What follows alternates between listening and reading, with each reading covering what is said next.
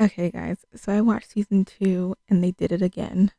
I loved it and I am still obsessed with the TV show. I thought, maybe my hopes, my anticipations might have been too high for season 2 because season 1 was just, in my opinion, so good.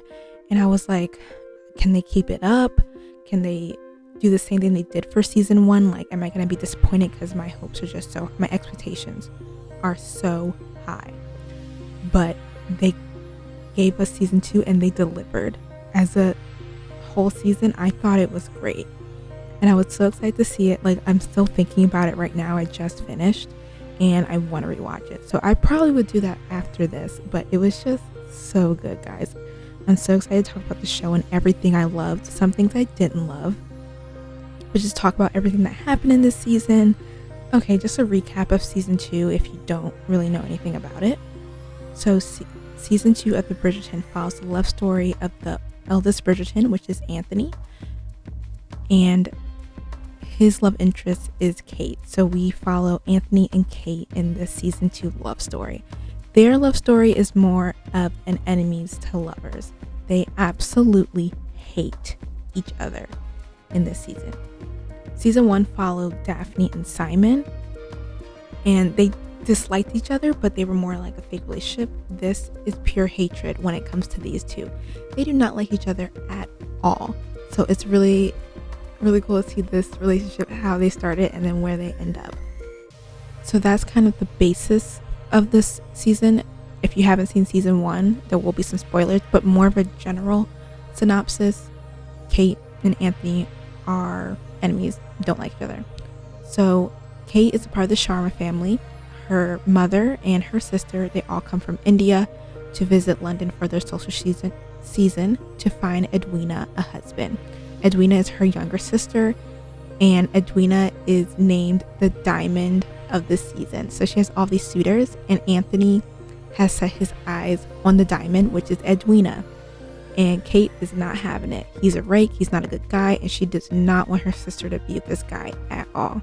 So what does she do? Tell her sister to stay away from him and makes it as difficult for Anthony as possible to be with her sister, because her sister wants Kate's blessing on the man that wants her hand in marriage.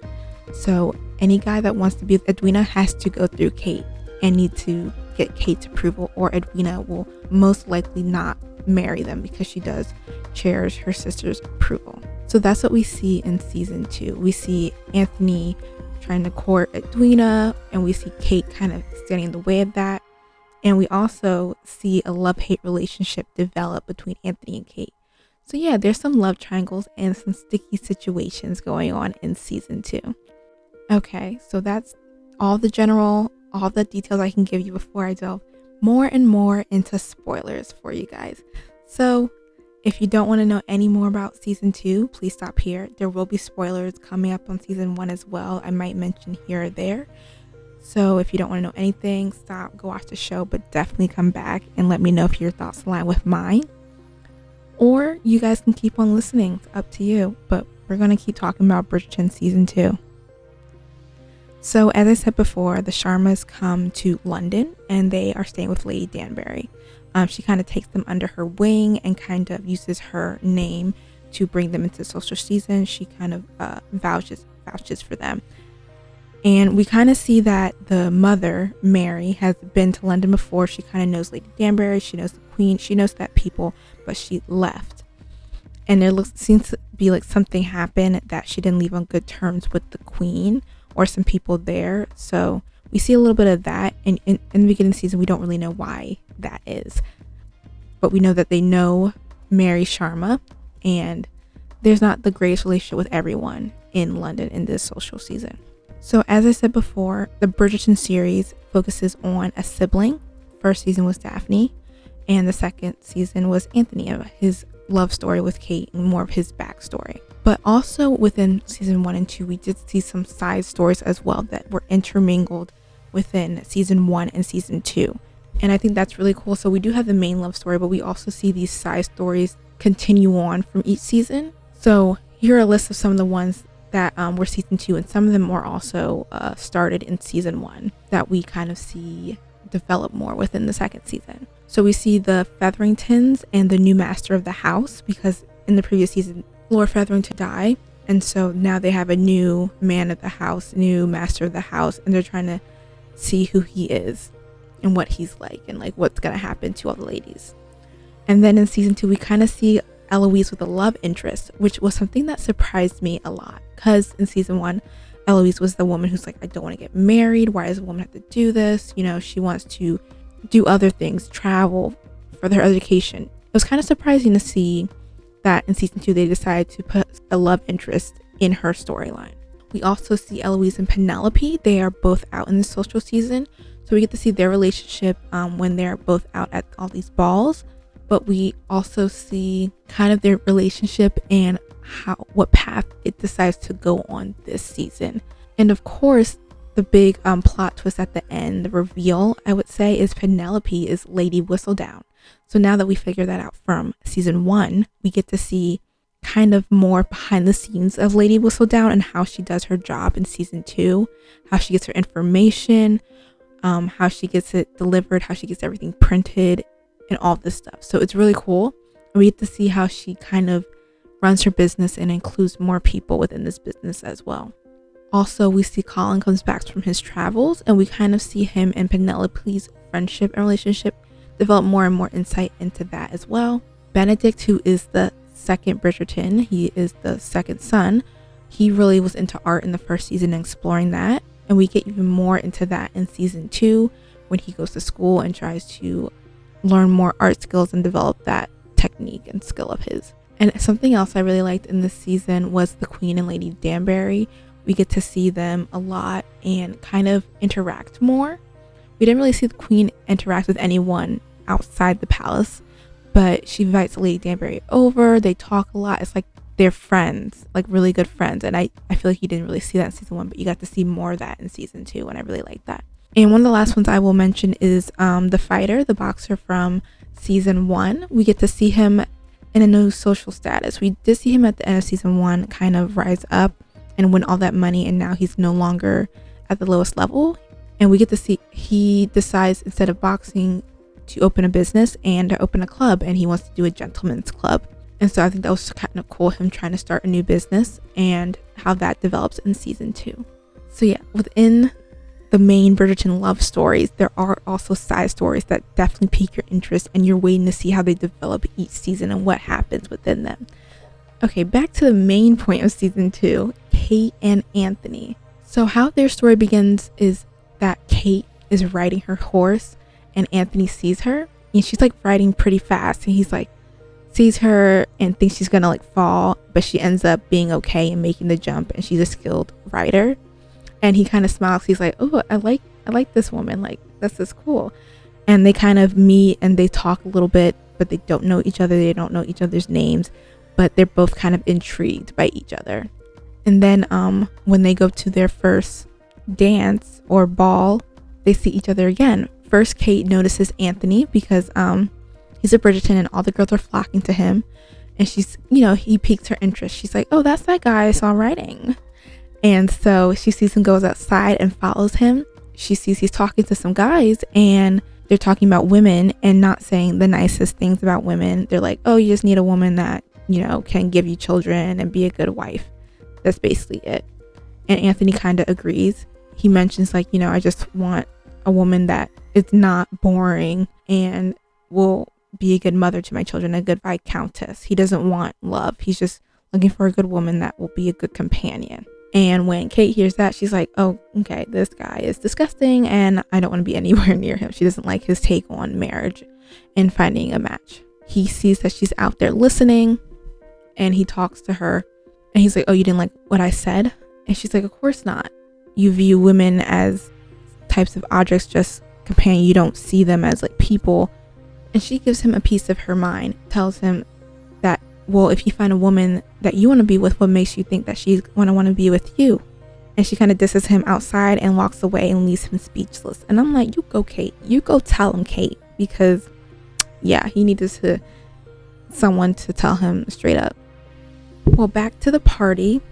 Finally, at this party, the queen announces the diamond of the season, and it turns out to be Edwina. So now she has all these suitors coming after her that want to dance with her, that want to give her flowers, get to know her more, hoping that the diamond will choose them. And then Anthony's like, oh, that's the diamond, that's the girl who I want to marry.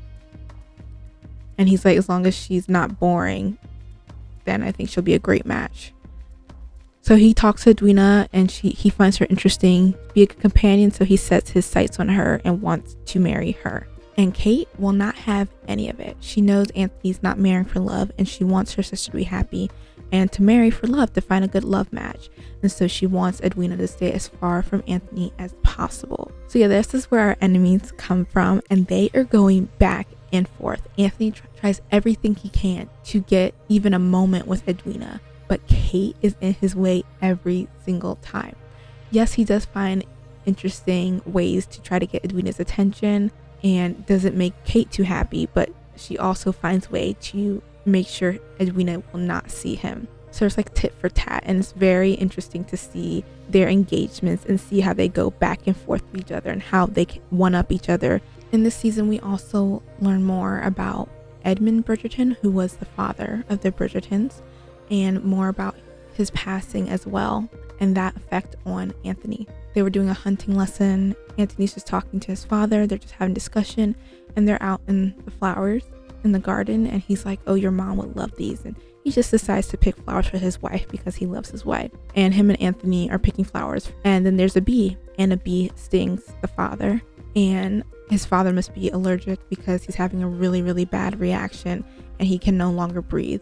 And Anthony's yelling. He's like, someone help us, someone help us. And he's literally watching his father die in front of him. And then his mother comes out and like, what's going on? And she's walking out, and she's pregnant. And she's like, Anthony, what's going on? What's going on? And holds her husband in her lap, and he like touches her cheek, and then he passes away. And that was so heartbreaking. But Anthony had to see that, and also that the mother had to see that. And they're both in pain. And she sees her kids are coming out the house because she has more kids. And she's like, Anthony, go to the kids. They can't see this. And literally immediately Anthony is put in a fatherly role. Like right from the start, he's put in a fatherly role that he was not ready for. People are going to him. They're like, what are the arrangements for the funeral? What are we to do about this? What are we to do about this? They're going straight to Anthony because Lady Bridgerton is really in hysterics. And they're like, this is not good for your mom. We need to call a doctor. What do you think? What do you think? And he's like, I don't know. Why are you asking me?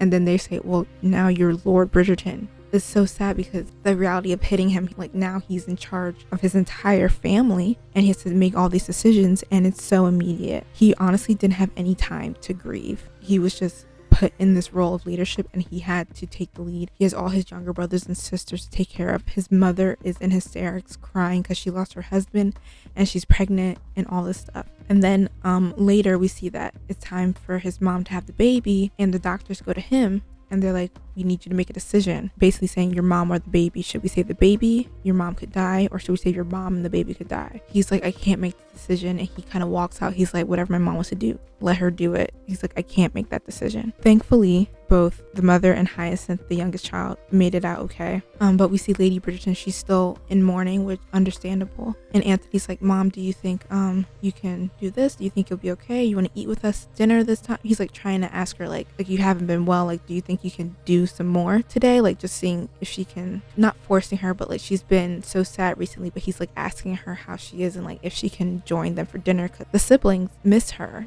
They miss their mother. And she's like, I can't do this. I just lost my husband, the love of my life. You're lucky I even got out of bed today, basically. She's like, I just can't do this. So we see that Anthony had to be kind of a mother and father to his siblings. He had to be the man of the household and take care of everything. He had to be a father figure for his younger siblings so early, and he wasn't ready for it. And then he was told to decide between his mother or his youngest sibling that was going to be born. And then he had to take on other roles because his mother was still in mourning, and he had to hold it all together because their mother, the matriarch of the family, was breaking. so he had to still hold the family together. I don't think his siblings know how much he had to do when he was younger. I was literally tearing up seeing everything he was going through and seeing what his mother losing the love of her life. It was so hard, and he going through his entire life is like, I need to do all this for my family. I need to make sure I get a Viscount test that can help me take care of the family, and he's making sacrifices for his family just so he can provide for them and take care of them. So it's really sad, and we see that backstory Anthony and kind of know more why he is the way he is. Back to the love story. Edwina and Anthony eventually do get some time to talk to one another, and Edwina really does like Anthony. She tells Kate how, like, when they were talking, he was interested in her and what she wants. He was interested in her and books she read and books she hasn't read, and actually asking her questions. And she was just so happy that this man interested in her, and she finds him attractive and she likes him, and she's asking Kate to give him a chance. And Kate's like, okay, fine. She decides, if Edwina wants to marry this guy, then she will give him a chance. So the more Kate and Anthony try to get to know one another, that's when we see some sparks flying between them. And one of the first instances we kind of see this is when, I believe it's Pall Mall, and they play this game with the Bridgerton siblings. They both bring out a very competitive spirit in each other, which all the Bridgerton siblings are really gung-ho for. And then when there's a scene when they're both in the mud and they fall in the mud and they're both just laughing, that I think that's when they kind of both let their guards down fully to each other and they enjoy each other's company. Later, we see some more steamy, intense scenes.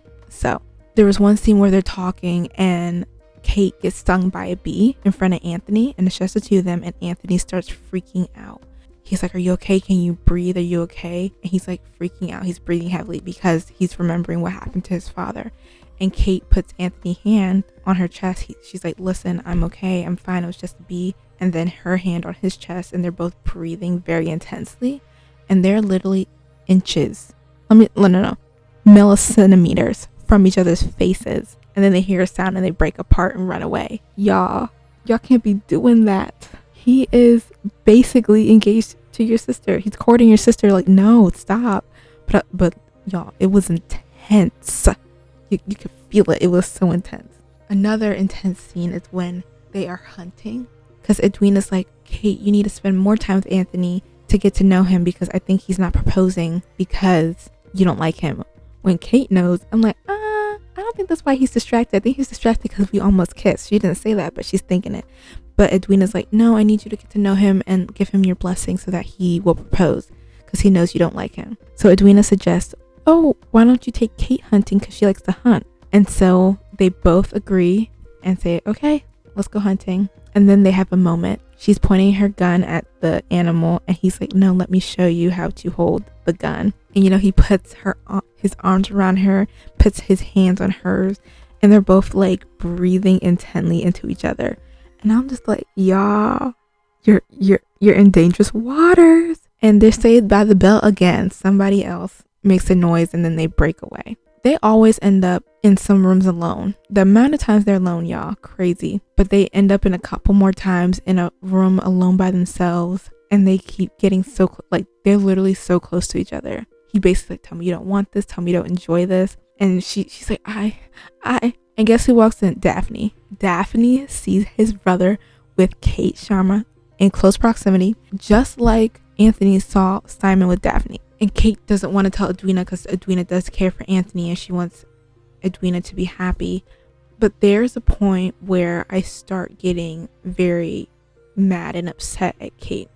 It's not like this happened once and nothing else. This has happened multiple times. They even confess to each other how they kind of feel for each other. But she's letting her sister continue on liking this guy and not telling her that, oh, well, this guy doesn't really have feelings for you. This whole time she's like, she wants her sister to marry for love. And yes, her sister loves Anthony, but he doesn't love her. And just seeing her continuing on with this, it really upset me, because I'm like, that you don't do that to your sister or someone you care about. Like in the beginning, I was like, okay, I can see if my friend or someone was dating a guy and I'm like, oh, okay, that guy's cute and kind of crushing on him. I was like, okay, maybe I can see where you don't tell because it's just a simple crush or whatever.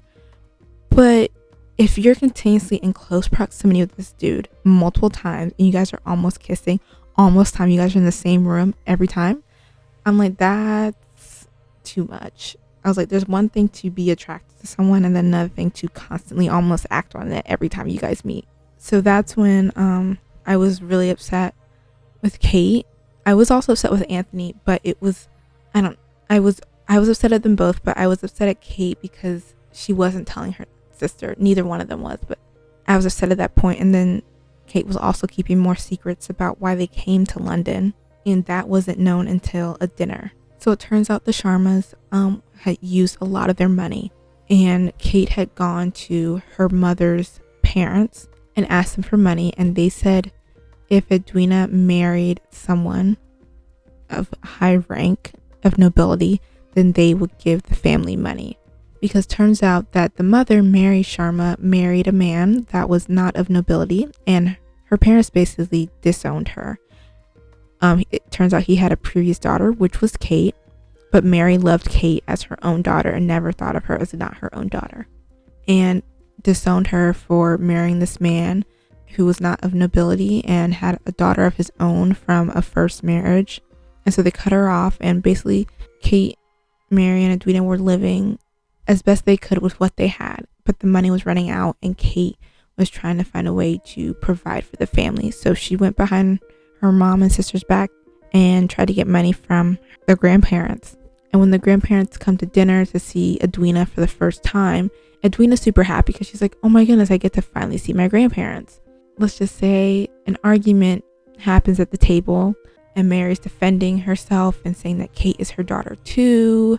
And she's like, we don't need your money. But then her mom's like, oh, well then why did your daughter, Kate, come to us asking for money? So there's a huge argument. The parents left. Mary and Edwina are mad at Kate because she kept this huge secret from them and didn't let them know about what was going on. So yeah, there's a lot that Kate is not telling. Has a lot of secrets she's holding in, and it's not good. It's not good. And it all blows up in her face eventually. As the season goes on, more people start to notice the feelings between Anthony and Kate. Of course, Daphne knows because she literally saw them in such close proximity with each other. Lady Bridgerton starts to notice that there's seems to be some lingering looks and attraction between them, and also Lady Danbury. So there's people starting to notice how they feel about each other.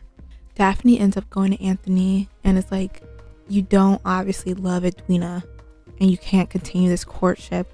And she talks to him about love. You need to follow your heart.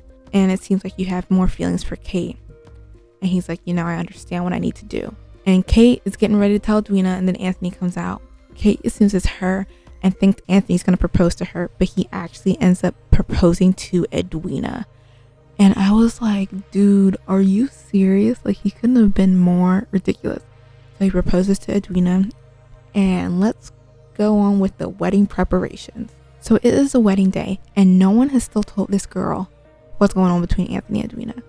Anthony does go to Kate and is like, I'm gonna tell Edwina the truth so she can call off the wedding. But Kate's like, no, you're not gonna break my sister's heart. She's like, I'm not gonna be the reason her heart is broken. I'm like, Kate, yes, she loves Anthony, but she needs to know the truth. They continue to go on. Let me just tell you, this girl is in her wedding dress. This girl is walking down the aisle, and no one has still told her the truth. But we're gonna bring you to one of my favorite scenes. Edwina sees Anthony glancing at Kate. You can read her mind. She's like thinking, why is he looking at her like that? Kate drops a bracelet. Anthony helps her pick it up. Their fingers are like lingering, and they're like doing some deep glances at each other. And instantly Edwina knows something's going on between them. The realization on her face, when I tell you, this girl acted like she acted, and she was great in this scene. She's like, I can't do this, and runs. I was like, give this girl the Best Actress award because it was amazing. Edwina was like, I can't do this, and she ran away, and people are like, oh my goodness, what happened? Why is the bride running away? So her mother follows her, Kate follows her, and Edwina's like, are you in love with him? And Kate was like, And I was like, girl, you stuttered. That's a yes. That's a straight up yes. So yeah, so Edwina's basically deciding if she wants to continue with this wedding or not. She talks to Kate, she talks to Anthony. People are trying to ask her like, oh, what are you gonna do? but she decides the decision to not get married to Anthony. You can't give me what I want and what I deserve. And I was like, yes, girl, you tell him, because she deserves true love, and he could not give that to her. So she calls off the wedding and leaves, and it's just Kate and Anthony left in the room. And Kate's like, let's just stay here for a couple minutes before we say goodbye. And then they rush to each other and kiss. Like, I was sorry for Edwina, yes, but when they kissed, I was like, finally, no more just breathing in each other's proximity. They finally kissed, and let me just tell you, that kiss was well worth it. I was like, they look so good together. That's the end of that episode. And when we see the next episode, I'm just assuming like, okay, they're gonna get together. No, they both like each other, but they're not gonna get together. Well, once the wedding is called off, no one wants to associate with either family, so they decide to come up with a plan to be a united front. And there's a moment when they're together. It's the Sharma family and Lady Bridgerton, Lord Bridgerton. Something happens in with Newton, and Anthony and Kate are going to like calm Newton down or something like that. And then they both look at each other, and like you can tell the flirtiness. And the moment when Edwina's like, was I really that blind? And I'm like, yes, girl. Yes, you were. You were that blind. And everyone's like, yeah. And they're like, yeah, you guys need to stay away from each other as much as possible, because if anyone sees y'all glancing at each other, they gonna know. They gonna know why the wedding really ended. So yeah, both families come together, tried to have a united front so there's no scandal attached to either one of them. And they basically say that the wedding ending was mutual to save face. Their idea didn't go as planned when they have certain things they try to do. And when it's unsuccessful, Anthony kind of leaves and Kate leaves as well. And we find themselves in a gazebo in the garden. Yes, we find themselves alone again. The amount of times they are alone and never get caught, crazy to me. Because in season 1, when Daphne was alone, she literally got caught immediately. So they're both at the gazebo. They both give in to their desires. And he's like, you need to go inside. Because basically what he said was, you need to go inside before I do something. I'm trying to control myself, but you're not making it easy. I'm paraphrasing over here because, you know, I like to read in between the lines. And she's like, you ain't gonna tell me to go inside? But she knows what she's asking for. She's like, I'm ready for it. Oh my goodness. Let me just say, finally, it was intense, y'all. So they were kissing, and then they got down to the steamy. It got nice and steamy out there in the gazebo. And I was like, y'all really out here outside doing it, not married, where anyone can find y'all? But I was like, okay. And then after the scene, Anthony wakes up and Kate's gone, and he immediately goes and gets his ring. And I was like, Anthony, thank goodness you came to senses. So he goes to visit Kate. Kate's not there. They're like, she went riding. And Anthony's like, what? So it's like pouring rain. Kate's riding. Anthony finds her, and he's like riding after her. And then she goes to make a jump, and she falls off the horse and hits her head on a rock. And Anthony freaks out. He's like, no. Grabs her, carries her to her house, like calls the doctor. She hit her head and her head's bleeding. And he's like, sees her, and he's freaking out. He's like, this is all my fault. And he leaves. And I was like, Anthony, stop. No, it's not your fault. So everyone is a hot mess, especially Anthony, when Kate is lying and she hasn't woken up yet. And then there was a scene when Lady Bridgerton comes to Anthony and is like, Anthony, he just heard, and she's like, she's awake. The emotion that Jonathan Bailey gave in that scene, literally perfect. I was watching, I was like, oh my goodness, I felt his relief and his pain. Literally, if that scene does not win an Emmy, I don't know. Like, there was some great acting within this season. But that scene in particular was amazing. And he's like, I couldn't visit her. He couldn't deal with just seeing her how she was. But she's okay. She woke up, and he went to visit her and brought tulips. And he proposed to her. And he's like, I took liberties with you. But he's like, I came here and I wanted to propose. And the way he said it, it does seem like he's proposing just to be a gentleman, which we appreciate. But I believe she thinks he's just doing it because he wants to do the right thing. And she's like, no, and turns him down. I'm not marrying you. And he's not happy about it. He's upset, heartbroken. So at the end of the season, we see that Edwina has forgiven her sister and is like, you always put us first. I want you to choose love for you, do what you want to do for you and not think of anyone else. Like, stop thinking of me, stop thinking of mom, just do it for you. I think at that point, Edwina's kind of giving her blessing. Like, if you want to go with Anthony, do it, be happy. And so we see at the end of the season that Kate and Anthony decide to have a dance together, and they're dancing to Wrecking Ball, everybody. And I was like, ah!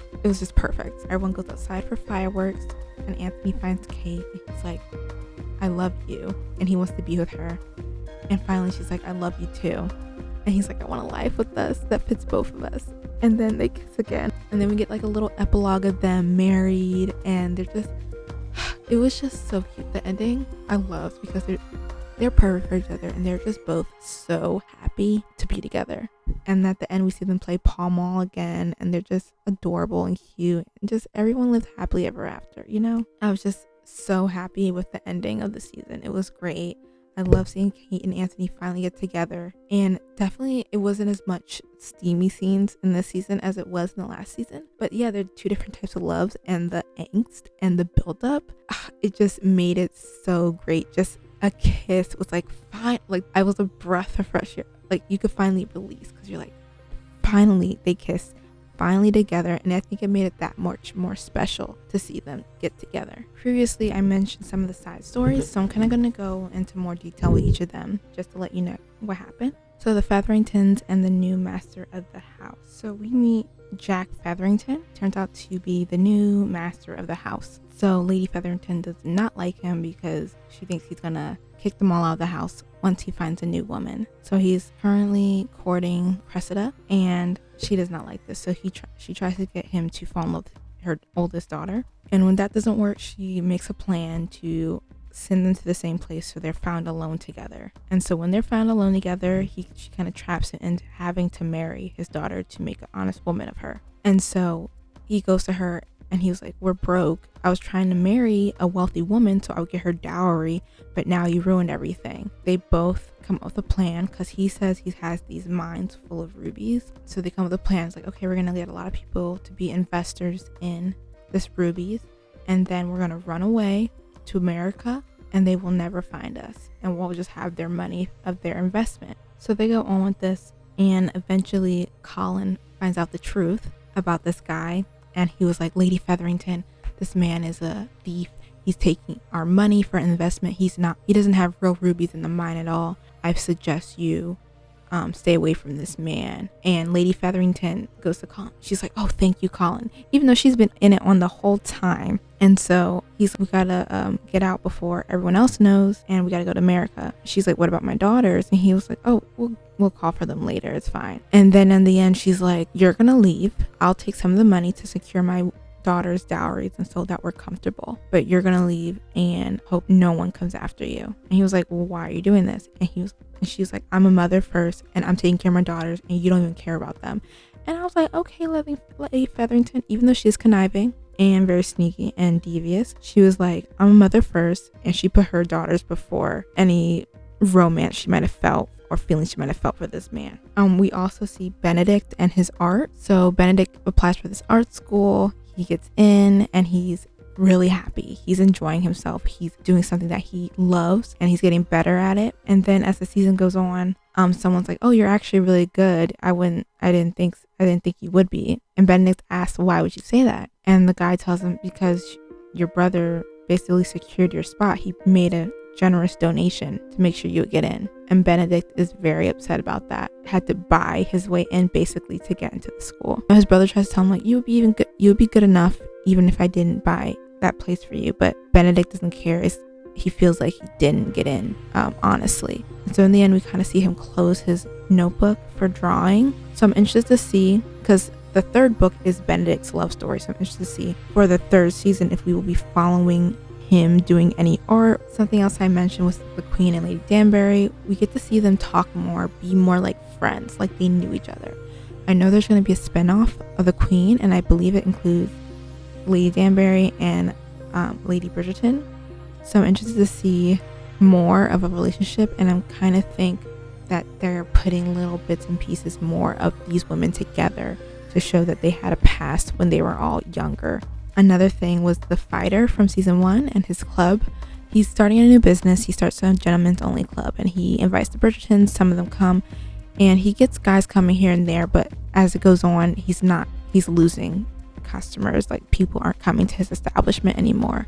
Kind of makes a deal with the Featherington that says, if you don't tell people the truth about me, then I won't tell people the truth about you, because he knows that his cousin, the late Lord Featherington, paid for this guy to lose and made like a serious bet on him, and now this boxer's rich, so he put 2 and 2 together and know how he made his money. So he's like, I won't tell your secret if you won't tell mine. But eventually he sees the Featherington talk to Colin, and he does trust the Bridgertons, and he thinks they're good people, so he tries to tell Colin. He's like, dude, don't buy into this guy's scheme, he's lying. And Colin makes like a whole scene, but then eventually finds out the truth about the guy. He goes back to the fighter. He's like, you were right, I'm entirely in your debt. And he brings all these people to this guy's club. He's like, I told my friends about your club. It's by an honest man, and you make a good drink, and so they're here. And I was like, Colin, look at you coming through for this man. And I felt so happy for him. Like, he did the honest thing, and he was repaid back for his kindness. Another main thing in this season was a lot of focus around Penelope and Eloise. So we see Penelope as Lady Whistledown, and we see her also with her relationship with Colin. We kind of see them as friends, but I don't know. I got a little taste. I feel like there's a little drop of like, maybe Colin could see Penelope as more of a friend, because apparently they were writing back and forth when he was on his travels. And when they first see each other, Colin gives Penelope a look, and I was like, is this a yearning look? Because I was like, Colin, your look is saying like we more than friends. But he constantly drops like hints. He's like, oh, Penelope, I see you as a friend, you're a great friend. But you know, Penelope's still kind, and I feel like she still has hope that her and Colin will be together. But then near the end of the season, there are a bunch of guys, and Penelope overhears them, and they ask Colin like, oh, are you courting Penelope? And he's like, no, never, that will never happen. And I was like, whoa, Colin, that's harsh. And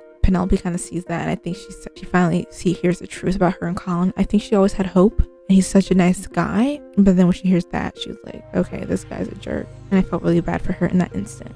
But another thing that was going with Penelope and Eloise, there's a back and forth with Eloise and Lady Whistledown. Like, she liked her, doesn't like her. She's like, I don't know how I feel about Lady Whistledown. I don't love her as much. And then there's moments when she does like Lady Whistledown. And her and Eloise, Penelope and Eloise, are talking about Lady Whistledown and her feelings about her. And kind of Penelope's trying to like convince Eloise that Lady Whistledown's still good. You should still love her like you did before. Also in this season, we see how Penelope does her work as Lady Whistledown, and it's all in secret. She gets her gossip from any party she attends, and no one really notices her, so she just keeps her ears open. And then when she has her story straight, she goes to the printers, gives them her story, and they print it. She does involve Madame Delacroix, I believe that's her name. So she goes to Madame Delacroix. She sends a dress to the printers to be less suspicious, so Penelope doesn't constantly have to ride over there. And then the printers take the letter out the dress and they print that. Eloise is starting to figure out little clues about where Lady Whistledown's printing her paper, how she's doing this. So she goes to the printers and she sees a boy there. She's like, you know who Lady Whistledown is and all this stuff. And he doesn't tell her. He's like, no. But they kind of form a friendship. And Eloise keeps visiting the printer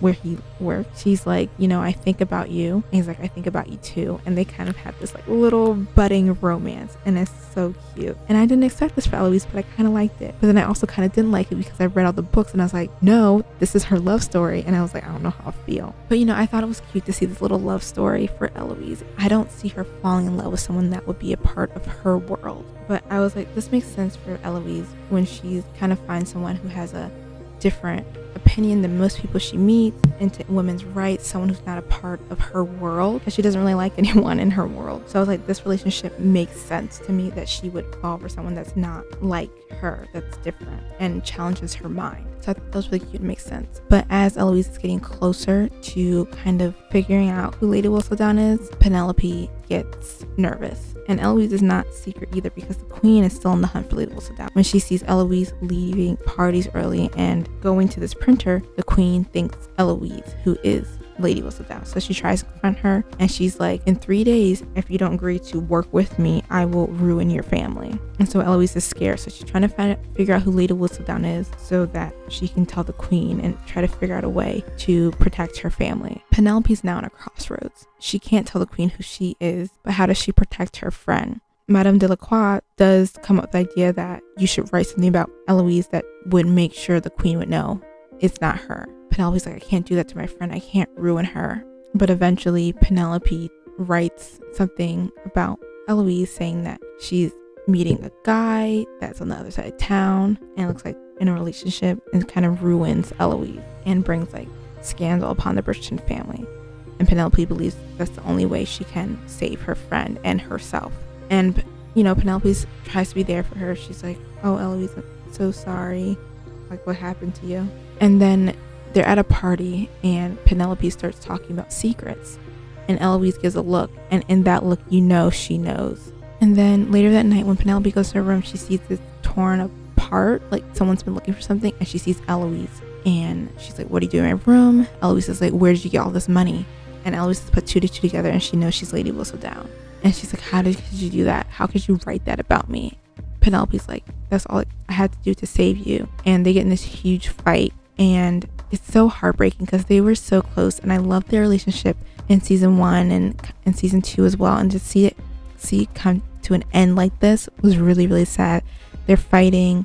And she's like, how could you write all this stuff about all those people, about my family? And Penelope's like, I had to do it, She's like, you're just mad I'm actually doing something with my life. So it's really sad to see this friendship break apart. And I'm interested to see what happens in season 3. Because it does make sense that her best friend will kind of find out who she is. But I'm wondering how that will change the dynamic in season 3 and what will actually happen.